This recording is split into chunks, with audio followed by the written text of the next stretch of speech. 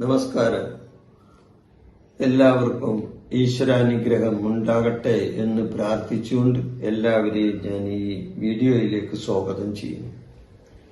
ഞാൻ ഇന്ന് പറയുന്ന വിഷയം 2026 വിഷുഫലം. അത് കന്നിക്കൂറുകാരുടെ വിഷുഫലമാണ് ഞാൻ ഇന്നിവിടെ പറയുന്നത്. ഇവരെ സംബന്ധിച്ച് കന്നിക്കൂറിൽ വരുന്ന നക്ഷത്രങ്ങൾ ഉത്രവും മത്തവും തിളങ്ങുന്ന നക്ഷത്രങ്ങളായിരിക്കും.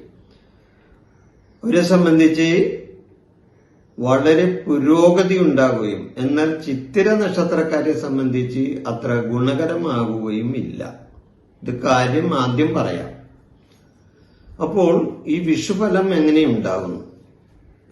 2026 ഏപ്രിൽ 14 ചൊവ്വാഴ്ച രാവിലെ 9:34 ചതയം നക്ഷത്രത്തിൽ ഇടവൻ രാശിയിൽ സൂര്യൻ തന്റെ ഉച്ചക്ഷേത്രമായ മേടൻ രാശിയിലേക്ക് സംക്രമിക്കുന്നു, അല്ലെങ്കിൽ കടന്നു വരുന്നു.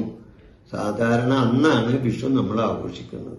എന്നാൽ ഇപ്രാവശ്യം വിഷു 2026 ഏപ്രിൽ 15 വിഷു വരുന്നത്. കാരണം അന്ന് സൂര്യോദയത്തിന് ശേഷം രാവിലെ 9 മണിക്കാണ് 9:34 സൂര്യൻ തന്റെ ഉച്ച രാശിയിലേക്ക് പ്രവേശിക്കുന്നത്. അതുകൊണ്ടാണത്. അപ്പൊ വിഷു സംക്രമ പുരുഷന്റെ ലക്ഷണമനുസരിച്ച് നക്ഷത്രങ്ങളെ രണ്ടായി വേർതിരിച്ചിട്ടുണ്ട്. ഒന്ന് 9 നക്ഷത്രങ്ങളെ ശൂലമെന്നും 18 നക്ഷത്രങ്ങളെ ഷഡ്ഗമെന്നുമാണ് വേർതിരിച്ചിട്ടുള്ളത്. അപ്പോൾ ഷഡ്ഗത്തിൽ വരുന്ന നക്ഷത്രങ്ങൾക്ക് ഈ വിഷുഫലം വളരെ ലോക ബഹുമാനങ്ങളും അതേപോലെ തന്നെ ആദരവുകളും സർവാഭിഷ്ട സിദ്ധികളും കിട്ടുമ്പോൾ ശൂലത്തിൽ വരുന്ന നക്ഷത്രക്കാരെ സംബന്ധിച്ച് അത്ര ശുഭകരമല്ല ഈ വിഷുഫലം. ശൂലത്തിൽ വരുന്ന 9 നക്ഷത്രക്കാരെ സംബന്ധിച്ച്. എന്റെ ഈ ചാനൽ നിങ്ങൾ ഇതുവരെ സബ്സ്ക്രൈബ് ചെയ്യാത്തവരാണെങ്കിൽ ഇതൊന്ന് സബ്സ്ക്രൈബ് ചെയ്യണമെന്നും ലൈക്ക് ചെയ്യണമെന്നും ഈ അവസരത്തിൽ ഞാൻ നിങ്ങളോട് പറയുകയാണ്. കാരണം ഈ ചാനലിന് നിങ്ങളുടെ സഹായം ആവശ്യമാണ്. അതുകൊണ്ടാണ്. അപ്പൊ നിങ്ങൾ ഈ ചാനലിനെ സഹായിക്കണമെന്ന് അഭ്യർത്ഥിക്കുകയാണ്. അപ്പൊ ചിങ്ങക്കൂറിൽ വരുന്ന ചിങ്ങക്കൂറുകാരുടെ പറഞ്ഞു കഴിഞ്ഞു, നേരത്തെ വീഡിയോയിൽ പറഞ്ഞിട്ടുണ്ട്. എന്നാൽ കന്നിക്കൂറുകാരുടെ വിഷുഫലത്തിൽ ഉത്രവും മത്തവും തിളങ്ങുന്ന നക്ഷത്രങ്ങളായിരിക്കും. എന്നാൽ ചിത്തിര നക്ഷത്രക്കാരെ സംബന്ധിച്ച് അത്ര ഗുണകരമല്ല. അപ്പോൾ ഈ കൂറുകാരെ സംബന്ധിച്ച് ഇവർക്ക് ഗുണദോഷ സമ്മിശ്രമാണ് ആയ ഒരു വിഷുഫലമാണ് ഉണ്ടാകുന്നത്. ആഗ്രഹ സാഫല്യം ഉണ്ടാവും ഇവരെ സംബന്ധിച്ച്, ഈ ഉത്രക്കാർക്കും അത്തംകാർക്കും. ചിത്ര നക്ഷത്രക്കാർ അന്ത്യശൂലത്തിലാണ് വരുന്നത്. അതുകൊണ്ടാണ് അവർക്ക് ഗുണാനുഭവങ്ങൾ കിട്ടാതെ പോകുന്നത്.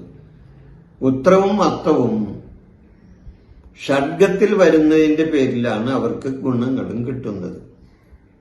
ഒരു സംഭവം ഉണ്ടാകുമ്പോൾ, അതായത് സൂര്യൻ തന്റെ ഉച്ചരാശിയിലേക്ക് പ്രവേശിക്കുന്ന ആ സംഭവം, അപ്പൊ ആ സംഭവത്തോടനുബന്ധിച്ച് ചില ലക്ഷണങ്ങൾ ഉണ്ടാവും. അതാണ് വിഷു സംക്രമ പുരുഷന്റെ ലക്ഷണം എന്ന് പറയുന്നത്.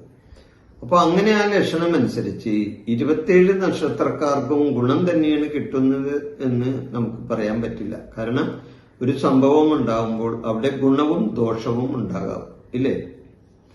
അപ്പൊ ഗുണവും ദോഷവും സർവ്വസാധാരണമാണ്. അപ്പൊ ചിലവർക്ക് ഗുണം കൂടുതൽ കിട്ടും, അല്ലെങ്കിൽ ചിലർക്ക് ഗുണം ഒരു മീഡിയം ലെവലിൽ കിട്ടും. എന്നാൽ ചിലർക്ക് ഗുണങ്ങളൊന്നും കിട്ടാതെ വരും ചെയ്യും.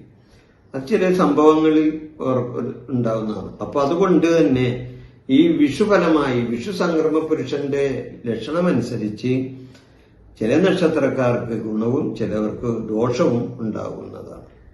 അപ്പൊ അങ്ങനെ വരുമ്പോഴാണ് ഈ ഉത്രവും അത്തവും തിളങ്ങുന്ന നക്ഷത്രക്കാരായി മാറുന്നത്. ഇവരെ സംബന്ധിച്ച് ഇവർക്ക് ആഗ്രഹ സാഫല്യം നേടുന്ന സമയമാണ് വിഷുഫലമായി ഉണ്ടാകുന്നത്. ആഗ്രഹങ്ങൾ പലതും ഇവർക്ക് സാധിക്കാൻ കഴിയും. ഇവർ വിചാരിക്കാതെ ഇരിക്കുന്ന കാര്യം പോലും ചിലപ്പോൾ ഇവർക്ക് നടന്ന് എന്ന് വരും. പ്രവൃത്തി സംബന്ധമായ ഗുണങ്ങൾ ഇവർക്കുണ്ടാവും. ഇവരെന്ത് പ്രവൃത്തി ചെയ്താലും ആ പ്രവൃത്തികളിൽ ഇവർക്ക് നേട്ടങ്ങൾ കൈവരിക്കാൻ സാധിക്കുന്നതാണ്. കുടുംബപരമായി പുരോഗതി ഉണ്ടാകുന്ന അവസരം ഈ വിഷുഫലമായി വരും. കുടുംബ സംബന്ധമായി സന്തോഷവും ഐക്യവും സമാധാനവും ഉണ്ടാകുന്ന ഒരു വിഷുഫലമാണ് ഇവർക്കുണ്ടാകുന്നത്. ഉദ്യോഗസ്ഥന്മാരെ സംബന്ധിച്ച് അവർക്ക് പ്രമോഷനും സ്ഥാനമാനലബ്ധിയും ശമ്പള വർധനയും ഒക്കെ ഉണ്ടാവുകയും ചെയ്യും. ഇവരെ സംബന്ധിച്ച് പേര്, പ്രശസ്തി, തൊഴിൽപരമായ ഉന്നതി ഈ നക്ഷത്രക്കാരെ സംബന്ധിച്ച് ഇതെല്ലാം ഉണ്ടാവുകയും ചെയ്യും. വിനോദയാത്രക്ക് പോകാൻ ഇവർക്ക് കഴിയുന്നതാണ്. ക്ഷേത്ര ദർശനത്തിന് അവസരങ്ങൾ വന്നു ചേരുന്നതാണ്. പുണ്യസ്ഥല ദർശനത്തിനും പോകാൻ ഇവർക്ക് കഴിയും. മംഗളകരമായ കർമ്മങ്ങൾ ഇവരുടെ കുടുംബത്തിൽ നടക്കാൻ സാധ്യതയുണ്ട്. പ്രേമവിവാഹങ്ങൾ വരെ നടക്കും.